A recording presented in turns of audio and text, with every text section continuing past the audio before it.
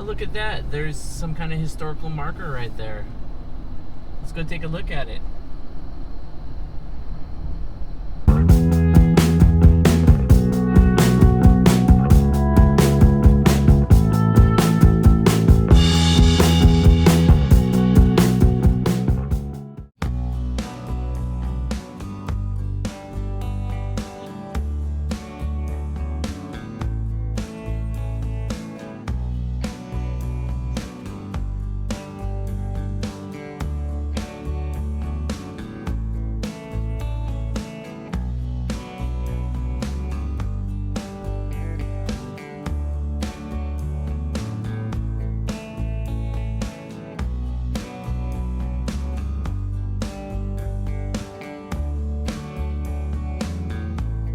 Let's go check this out.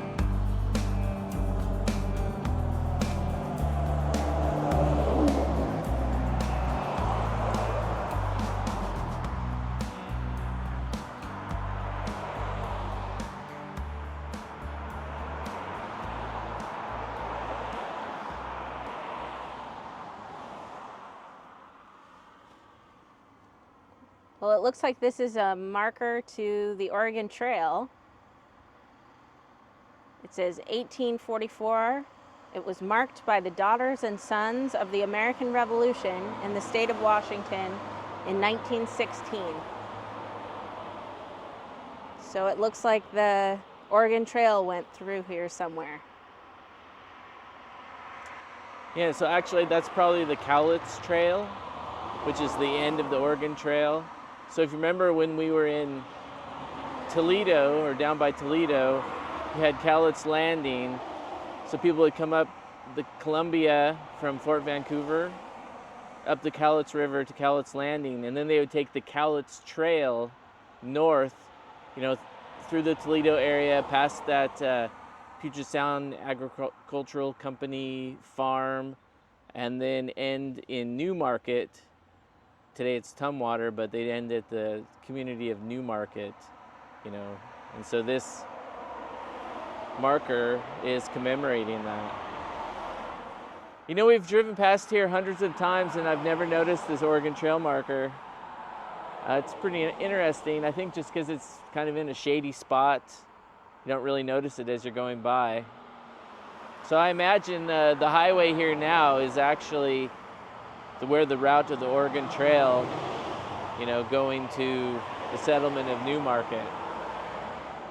Well, that's just a short little video on this marker. I hope you enjoyed it.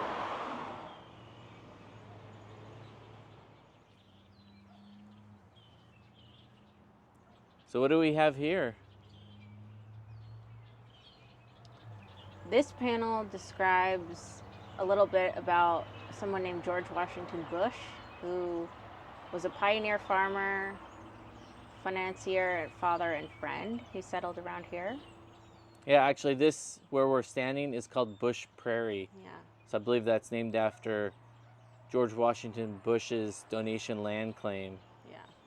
But it's interesting, he and his party, he was teamed up with the Simmons family, who's another family that you might recognize from around here.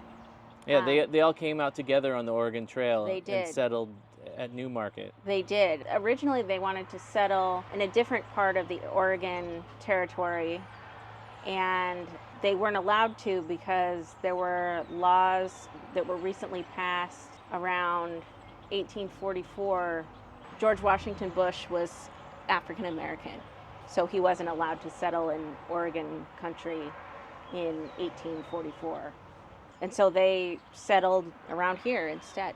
It's my understanding that the Oregon Territory had joint control between Britain and the United States, but actually north of the Columbia River was being controlled by Great Britain, and slavery had already been abolished at Great Britain at that time. And so African Americans coming out of the Oregon Trail, in most cases, didn't want to settle in the southern part, south of the Columbia River, because that was still under the jurisdiction of a country that had slavery. And so that's probably why he chose to come to Newmarket, north of the Columbia River.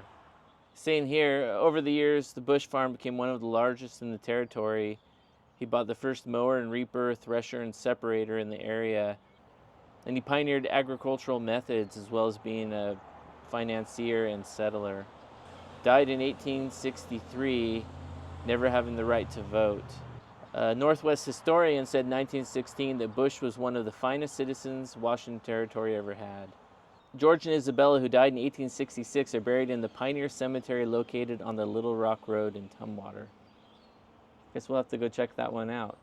The opposite side of the information panel explains the history of George Washington Bush's sons and goes into detail on his son, William Owen Bush, who was a famous agriculturalist. At the 1875 WWIA Exposition, Bush won the first premium on grains and seeds. His display at the Centennial World's Fair in Philadelphia in 1876 won first place for the best wheat and highest yield of wheat in the world. The exhibit was sent to the Smithsonian, and the certificates and bronze medal were exhibited around Washington Territory. Later on here it says, one of the measures he introduced was House Bill 90, urging the state to use federal money to establish a college for the study of the science of agriculture. With other similar proposals, Washington State University was established. It's pretty cool. Yeah. It's pretty amazing that this informational panel's right here. So we thought the video was over, but it's not. Well, now it is. Yeah, so you just have to keep your eyes open and then you'll see history everywhere. It really is. Just keep searching like we do and you'll find it. Well, that really is the end of this video. I hope you enjoyed it. Don't forget to like, share, comment on this video, and please subscribe to Searching for History. Thanks for watching.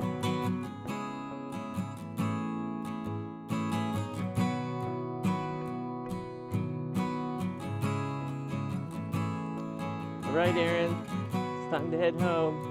Okay, let's go home.